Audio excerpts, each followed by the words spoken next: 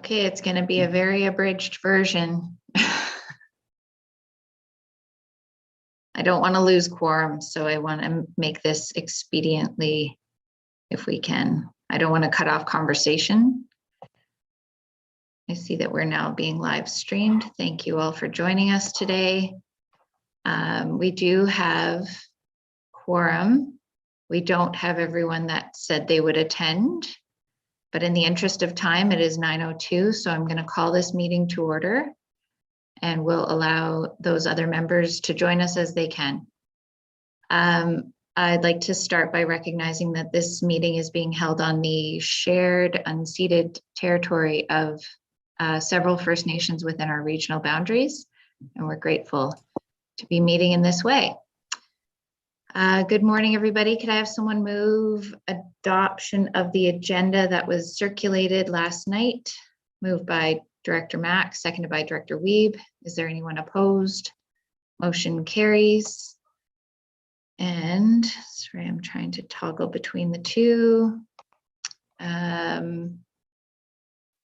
Could I have someone move the special staff report M192, which allows us to hold these meetings virtually?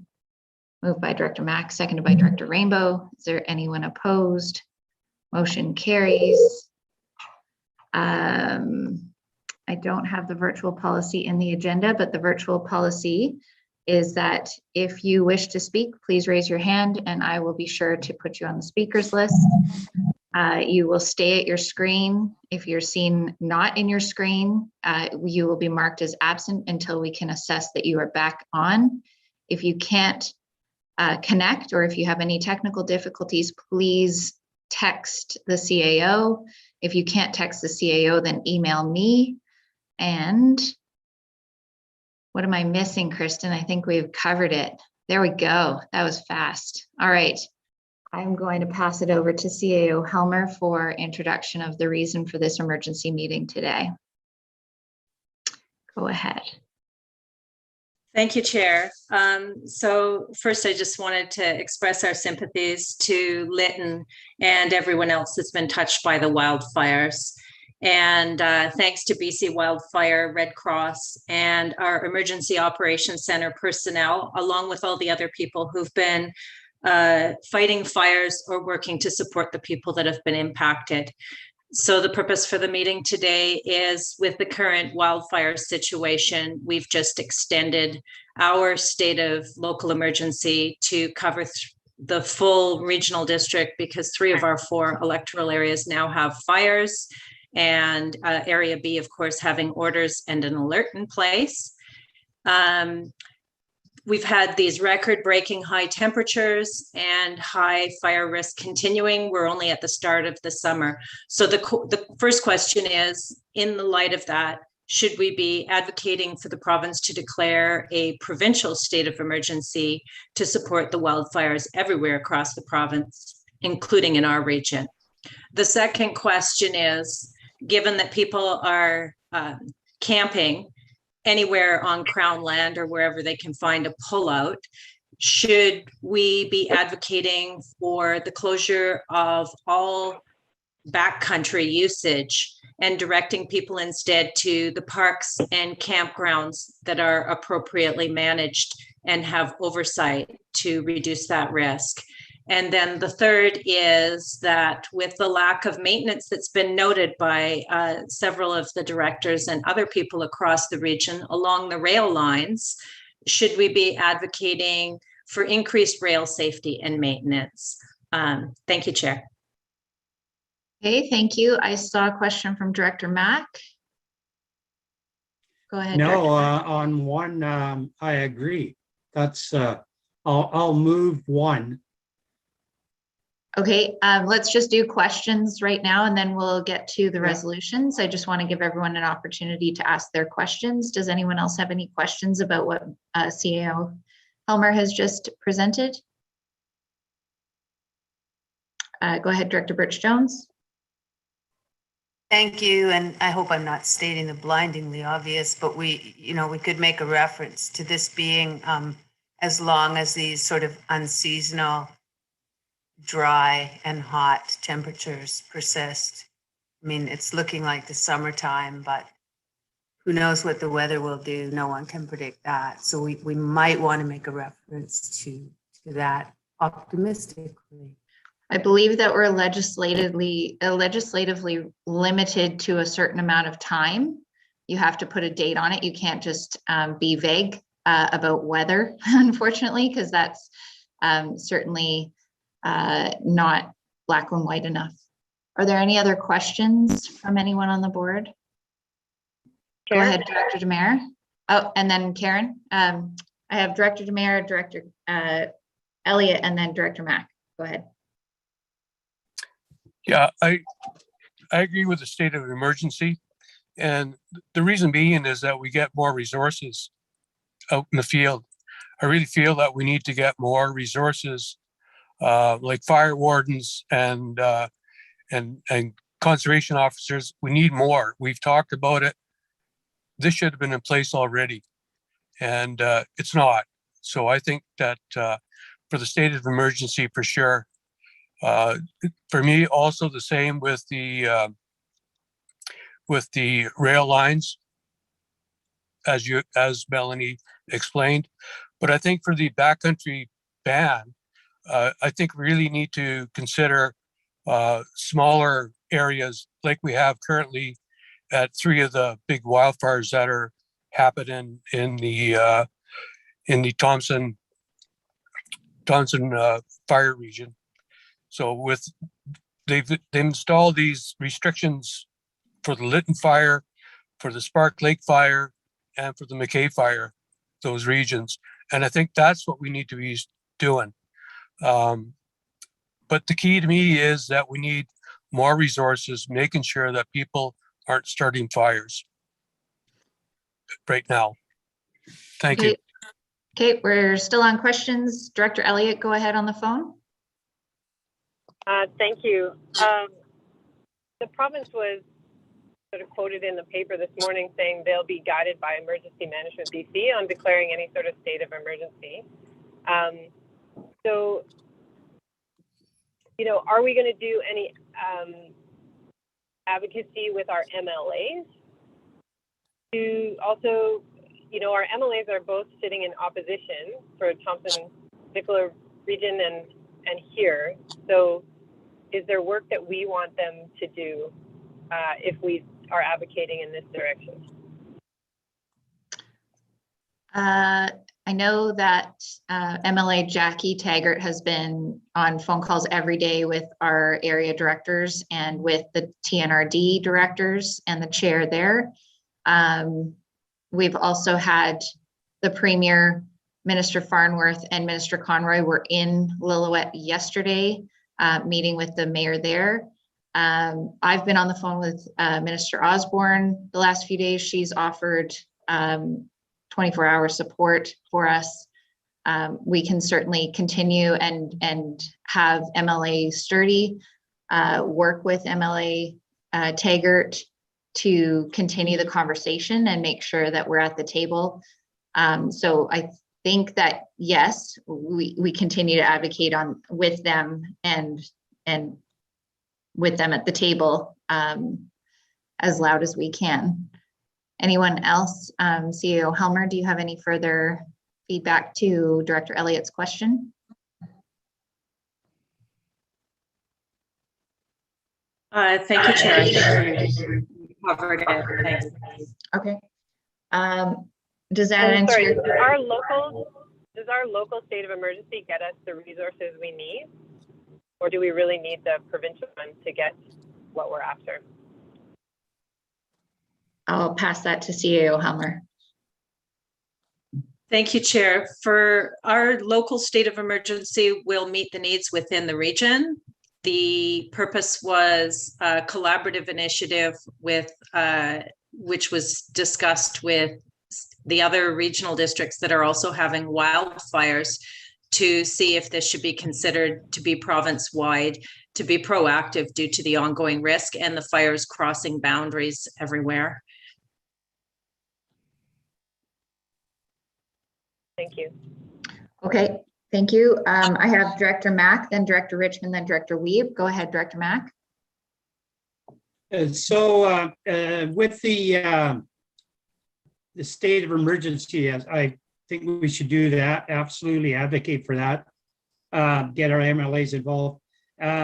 With the backcountry thing, I agree with Sal. I think it should be more site specific at this point in time, because there's lots of tour operators and whatnot out there that are running responsible businesses, and they've been pretty much shut down for a year and a half. So I think we got to really think about that. And as far as CN goes, absolutely, we need to advocate for them to get the vegetation maintained on this track from, Lillooet right through to Squamish, because it is overgrown. It has not been touched for a year and a half. So that's super important. Otherwise, we're going to have fires all over the place. Thank you. Thank you, Director Richmond, then Director Wiebe. I totally agree with Director Mack's comments all the way through there. My question is, does anybody have more information than I do in terms of what we're expecting for traffic on the rail now? I mean, there was a freight train through yesterday. I've received a number of comments from residents really worried about the vegetation growth. I've heard murmurs that there is going to be some freight traffic coming back this summer. I know Rocky Mountaineers looking at, I think, next week being back on the rail. So, but I've only heard sort of rumors. And so I'm wondering if any of you know more than I do. And if not, then I would suggest that not only do we advocate for vegetation control, but also for some clear information as to what's going on. I agree. We need some evidence here to base this decision on, but I think we're on the right track. Director Wiebe, go ahead.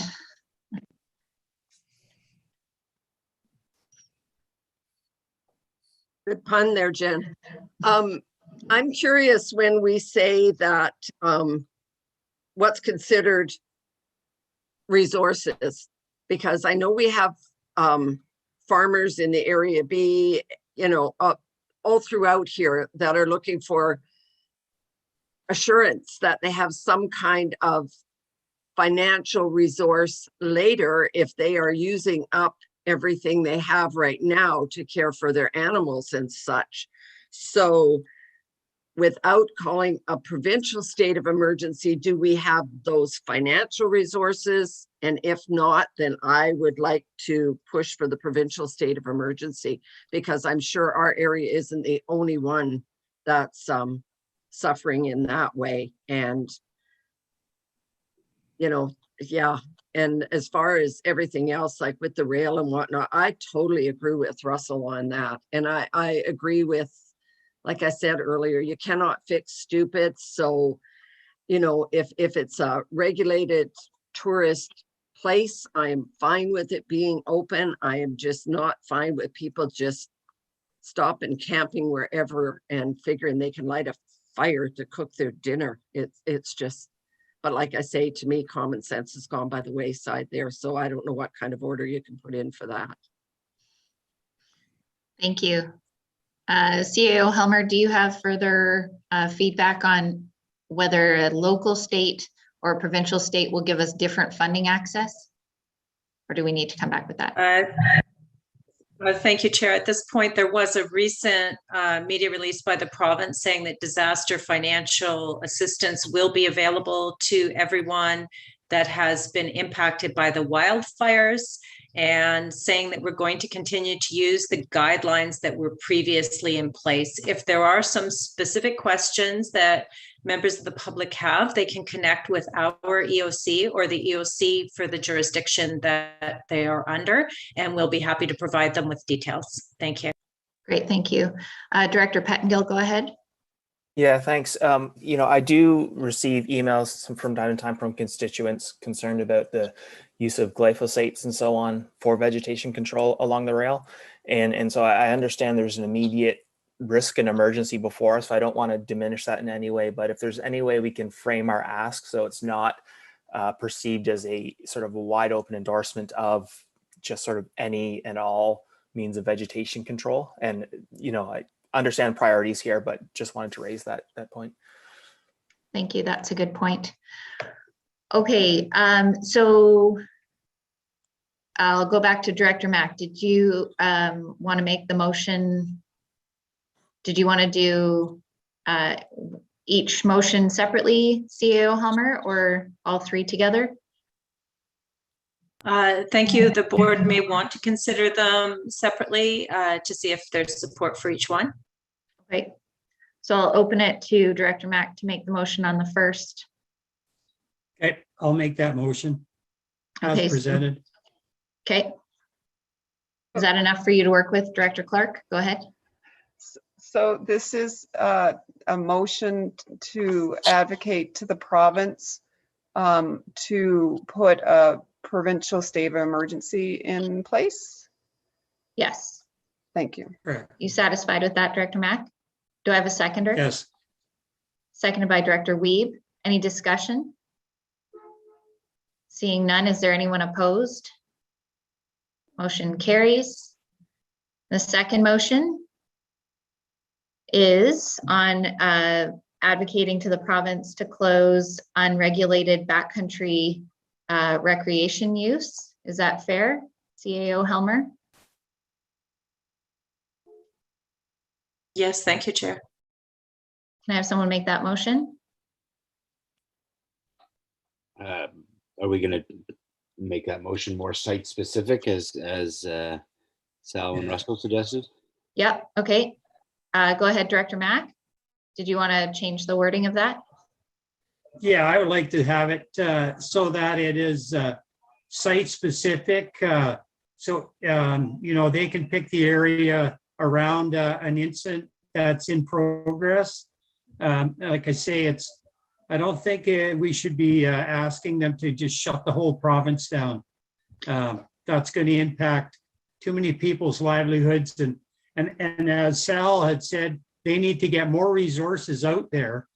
And I guess one thing I'll just throw in, if they did shut the whole province down, how are they ever going to manage this? They don't have the resources now to do what they're supposed to be doing. So, if we start asking them to do even more, I think we have to be realistic, and we have to look after our business operators as well. So, Okay, so it's a is that long-winded captured? amendment, but anyways.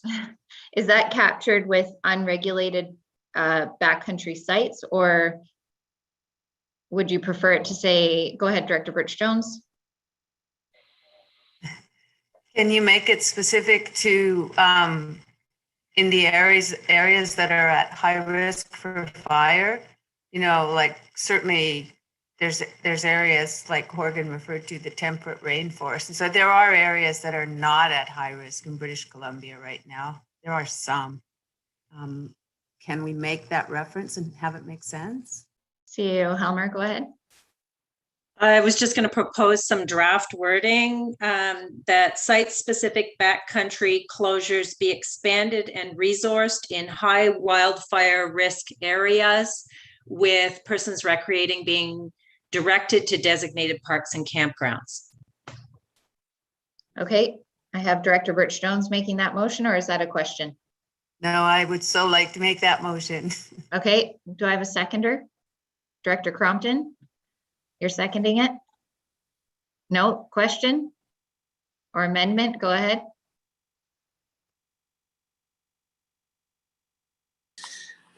I'm sorry, I feel like this resolution moves in a very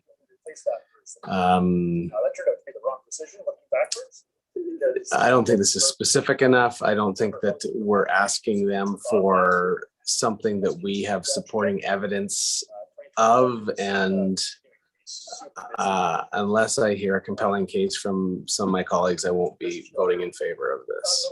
Okay. I saw Director Demers' hand. Yeah, I'd like to second it. Okay, we'll second it, and then I'll open it to discussion if you want to make the case for it. Anyone? Director Demers, did you want to make a case for it?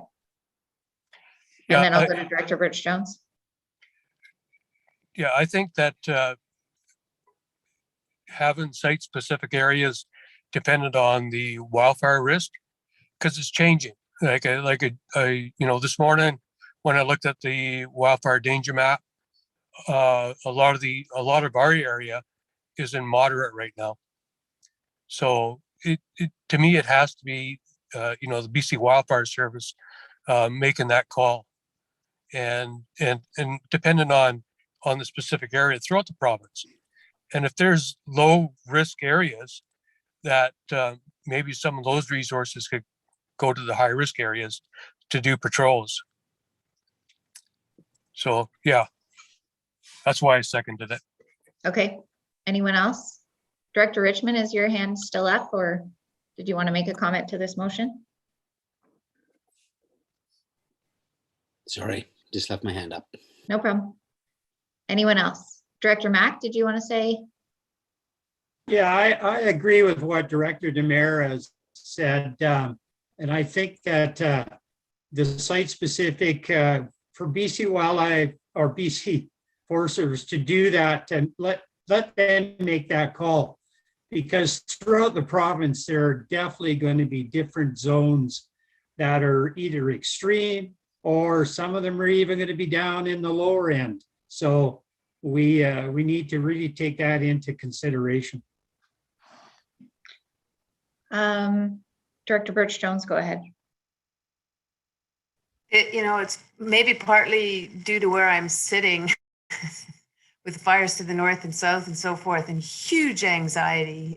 The stress from what happened in Lytton definitely washes all around here, but there seems that we have, not enough resources to manage what's going on here now. Like the flights for the relief firefighters were delayed. And so, all the crews had to work way beyond sort of what seems to be humanly possible. And when Russell told me about the fire at Wade Creek, I thought, oh my, we have experienced in the past here having had resources pulled out of Lillooet because they had to go. I think it was Whistler.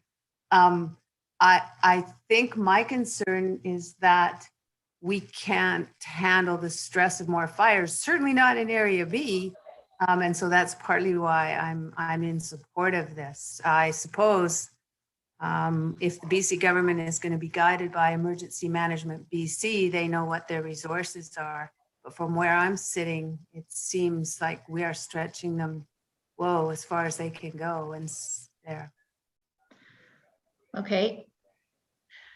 I'm supportive of us asking the province to help us manage where people are going.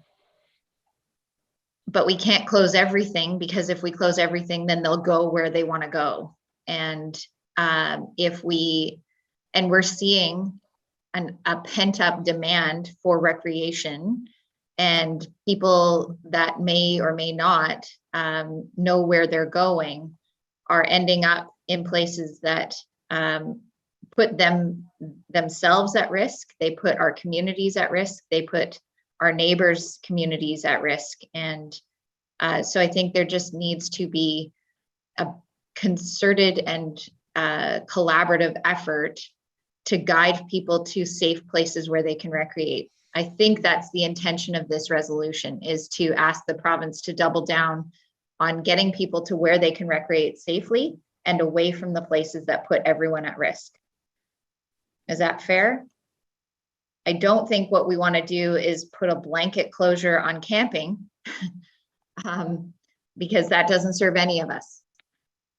So, are there any other comments to this resolution? Does that give comfort to those that are, go ahead, Director Mack. Could you read out the resolution now as we're going to vote on? Yes. CAO Helmer. Thank you, Chair. I have that the SLRD advocate the province that site-specific backcountry closures be expanded and resourced in high wildfire risk areas, with persons recreating being directed to designated parks and campgrounds. Thank you. Okay, I appreciate that. I feel confident that we're all saying something similar. And, you know, at the end of the day, we want the resourcing and the support from the province to do the right thing by these areas. If there are no further comments, I'm going to call the question. Is there anyone opposed? Director Rainbow is opposed. Oh, Tony, you're muted. Go ahead.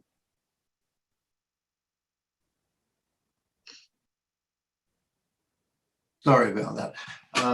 No, I had a comment that the last time we had a meeting with Parks, they quite admitted that they can direct people to parks, but there's going to be overflow. There's not enough room in the parks, and we can make this motion, but we are still going to have tons of people going into the backcountry unless there's considerably more enforcement than we have at the moment. And I think that's a really key thing that we need to stress. Okay, thank you. And Director Crompton, did I see you opposed? Okay, so the record shows that Director Crompton is opposed. Thank you all. Go ahead, Director Rainbow. No, I'm opposed as well. you're opposed as well. Yeah, I just don't think it will do what we want it to do. Okay. Can we move on to CN Rail resolution? Go ahead, Director Clark. Thanks, Chair. Did you call the question? I did. And- So Director Crompton and Director Rainbow are opposed and the motion carries. Correct. Thank you. Thank you. Sorry, I did not mean to oppose. Okay. Only Director Rainbow is opposed. Thank you. And now finally, CAO Helmer, I think you have some wording on the CN Rail resolution.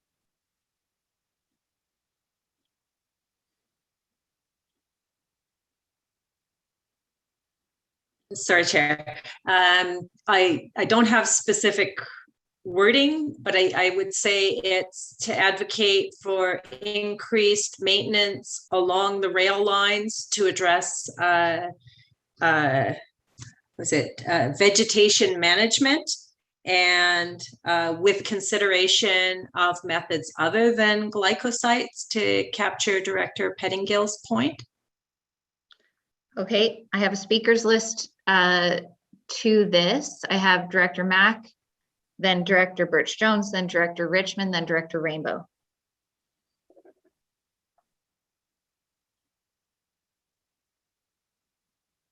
Okay, Yeah.